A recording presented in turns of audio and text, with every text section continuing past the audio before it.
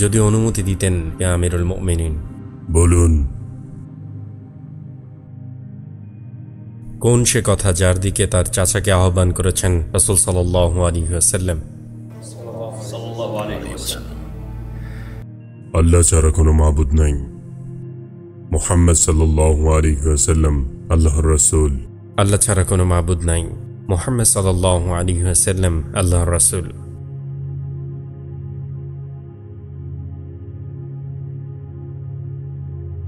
ইয়া আমিরুল মুমিনিন। আব্দুল্লাহ ইবনে আব্বাস রাদিয়াল্লাহু আনহু বলেছেন, আব্দুল কায়েস গোত্রের প্রতিনিধি সম্পর্কে বলেন রাসূল সাল্লাল্লাহু আলাইহি ওয়াসাল্লাম, তোমরা আল্লাহর উপর ঈমান আনো। এবং রাসূল জিজ্ঞাসা করলেন, তোমরা কি জানো ঈমান কি? তারা বললেন, আল্লাহ ও তার রাসূলই ভালো জানেন। রাসূল বললেন, আল্লাহর একাত্মবাদের স্বীকৃতি দেয়া, মুহাম্মদ সাল্লাল্লাহু আলাইহি ওয়াসাল্লাম আল্লাহ তাআলার রাসূল, সালাত কায়েম করা, যাকাত আদায় করা, রমাদানের কিয়াম পালন করা এবং মালের একাংশ যাকাত দেয়া। ইয়া আমিরুল মুমিনিন, আমি ওই সকল কিছু মনে প্রাণে স্বীকৃতি দিয়েছি।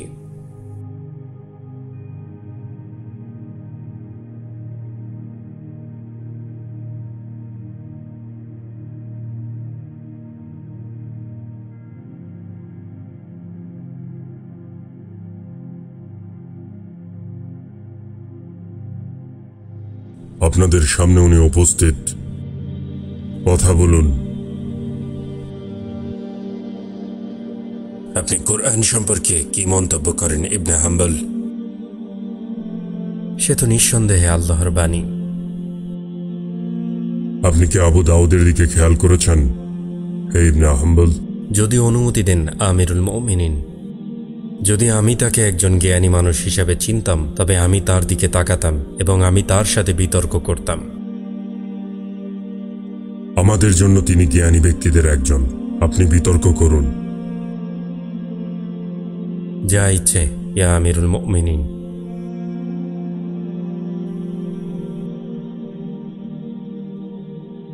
আল্লাহর ইলম সম্পর্কে আপনার অভিমত কি হে আবু দুআদ? তা কি মাখলুক নাকি গয়রে মাখলুক? কোরআন আল্লাহর ইলম। যেহেতু ইলম মাখলুক নয়, সুতরাং কোরআনও মাখলুক নয়। যদি কেউ বলে ইলম মাখলুক, তাহলে এমন বানোয়াট কথা হতে আমি আল্লাহর নিকট পানা চাই। যদি বলেন আল্লাহ প্রথমে ইলম ছাড়া ছিলেন এবং পরে ইলম সৃষ্টি করেছেন এবং তিনি তা গ্রহণ করেছেন, তাহলে বলবো মুমিনরা এমন কুফরি আকীদা পোষণ করতে পারে না। আমি জেনেছি আল্লাহ এক এবং অমুখাপেক্ষী। তার মতো বা তার সমকক্ষ কেউ নেই, যেমন তার মর্যাদা।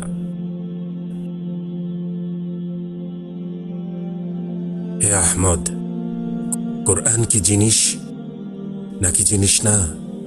অবশ্যই জিনিস।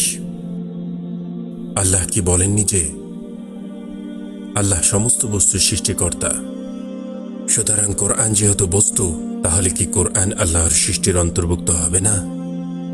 আল্লাহ বলেন সেই ভয়ঙ্কর বাতাস সম্পর্কে যা কওমে আদকে ধ্বংস করে দিয়েছিল।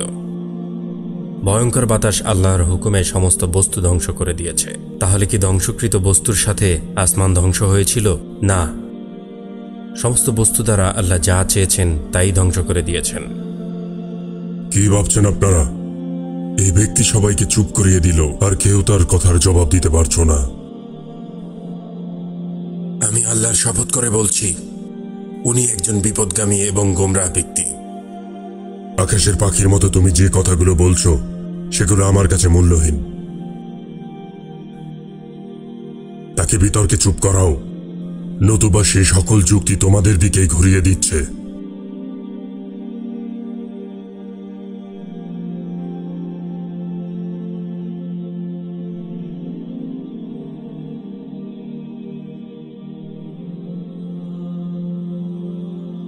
এই ব্যাপারে কি বলবেন ইবনে হাম্বল? আল্লাহ তাআলা বলেছেন, যখনই তাদের সামনে তাদের রবের পক্ষ থেকে নতুন জিনিস আসে, তাহলে কি প্রত্যেক নতুন জিনিস মাখলুক নয়? আপনি ভুল বলেছেন।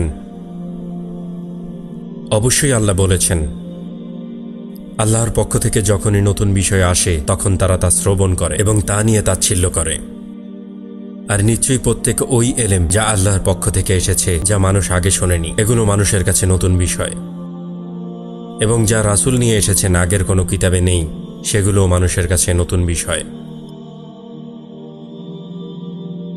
আপনি কি শোনেননি আল্লাহ তাআলা বলেছেন, যখন আল্লাহর পক্ষ থেকে রাসূলের উপর নাজিলকৃত আয়াতসমূহ শোনে তখন তারা সত্য উপলব্ধি করতে পারে, এজন্য তাদের চোখ দিয়ে অশ্রু প্রবাহিত হয়। আর নিঃসন্দেহে কোরআন আমাদের নিকট নতুন বিষয় হলেও আল্লাহ তাআলার নিকট নতুন বিষয় নয়।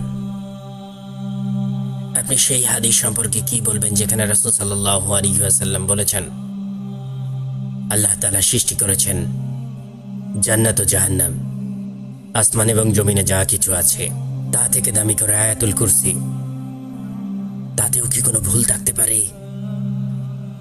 প্রথমত, এটা কোনো হাদিস নয় যা রাসূল সাল্লাল্লাহু আলাইহি ওয়াসাল্লাম বলেছেন। এটি বলেছেন আব্দুল্লাহ ইবনে মাসউদ রাদিয়াল্লাহু আনহু। সুতরাং আপনি বিষয়টি ভালো করে পড়ুন। আর সৃষ্টি শব্দটি জান্নাত, জাহান্নাম এবং আসমান জমিনের ক্ষেত্রে ব্যবহার করা হয়েছে, কোরআনের ক্ষেত্রে নয়। বিষয়টি কি এমন নয়?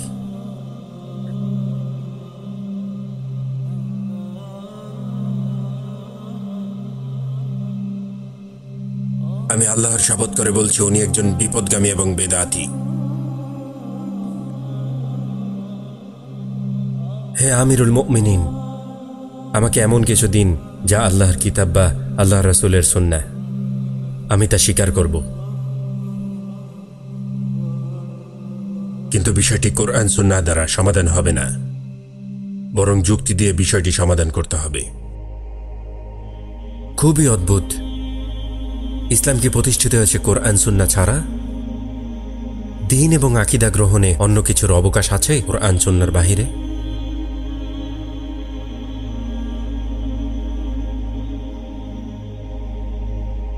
তোমাদের কিসের জন্য অপেক্ষা? তাকে জবাব দিতে বিতর্ক করো।